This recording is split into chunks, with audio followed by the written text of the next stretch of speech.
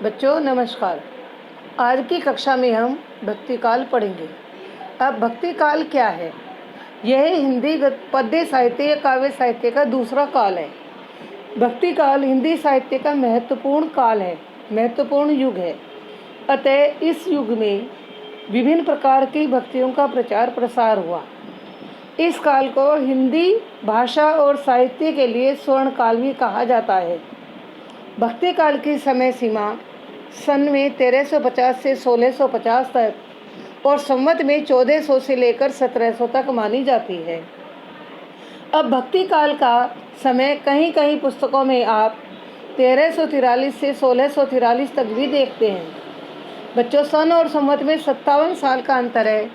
यह आपको आधे काल की वीडियो में भी समझाया गया था। अब भक्ति काल के जो मुख्य बिंदु है वह क्या है?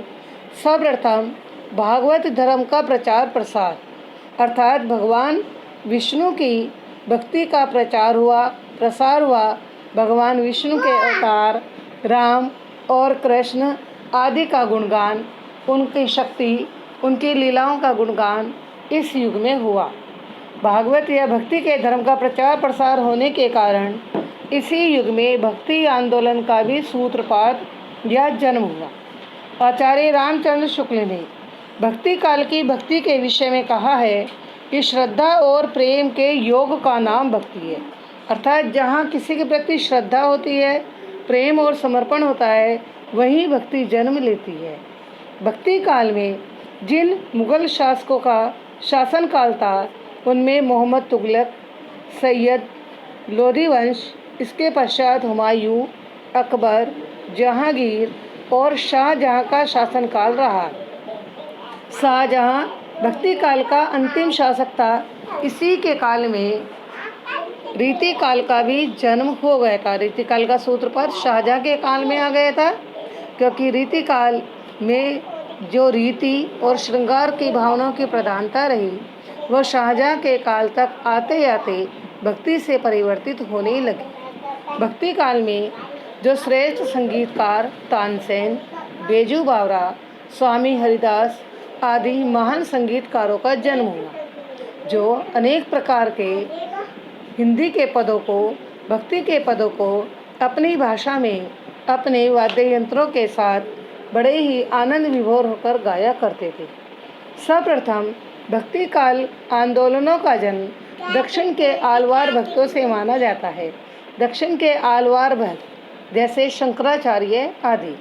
श्री रामानुजाचार्य जी ने विशिष्ट अद्वैतवाद की स्थापना की। विशिष्ट अद्वैतवाद यानी विशेष रूप से एक ही ईश्वर को, एक ही परमात्मा को अपना सर्वस्व मांगना और उसी को आधार मानकर भक्ति करना, गीत गाना, भजन गाना, रचनाएं लिखना, काव्य लिखना आदि। रामानुजाचार्य की इस विशिष्ट अद्वैतवाद की स्थापना के बाद ही दास्य भाव की भक्ति का प्रचार प्रसार हुआ।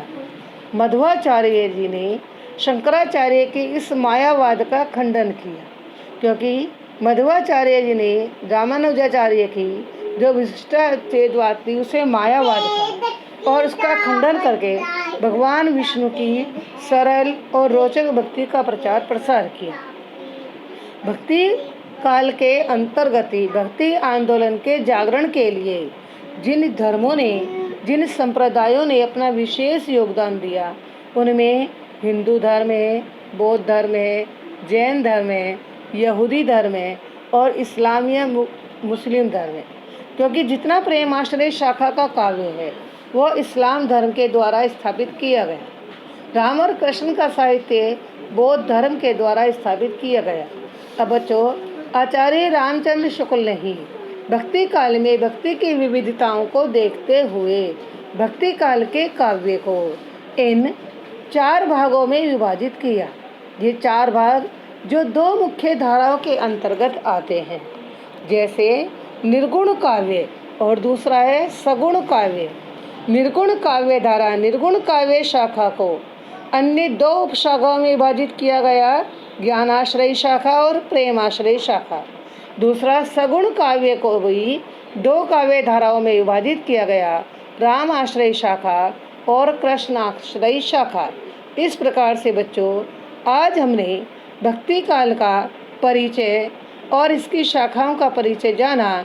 इस प्रथम वीडियो में बच्चों आपका आज इतना ही, क्योंकि अगली वीडियो में हम भक्ति काल के काव्य का परिचय, उनकी रचनाएं और कवियों का उल्लेख पढ़ेंगे। इसे ध्यान से सुनिए और सुनकर समझिए। यह भक्ति काल आपके लिए रोचक और सरल हो जाएगा।